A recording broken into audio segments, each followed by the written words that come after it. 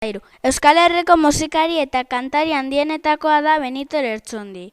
Oriok, musikaren alorrean inoiz eman duen pertsonai ezagunena izateaz gainera Euskal Herriko musikagintzaren gailurretako bat ere bada.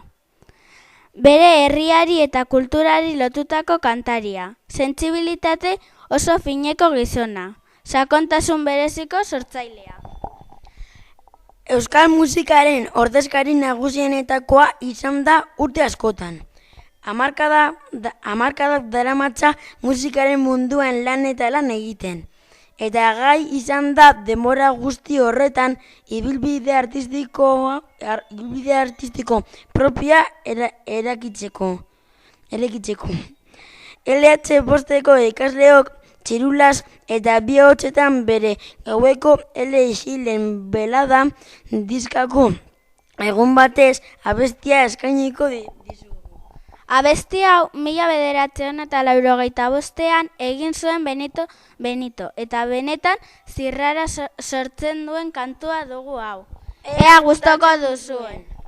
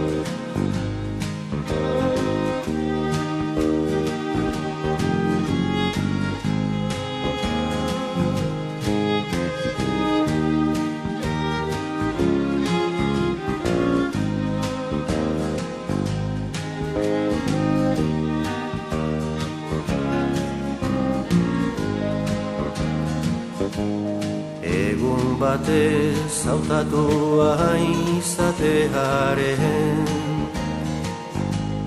zirrara ezin gordean ialari ene belarrietan oi hartzun bat intzena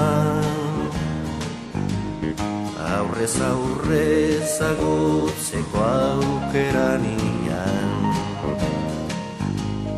Antxe intzen luze ibili denaren jakin durizko keinuez gabardinaren doai estetikoa eus esten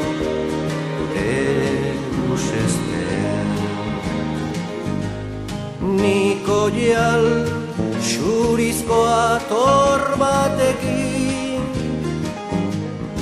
idurikatu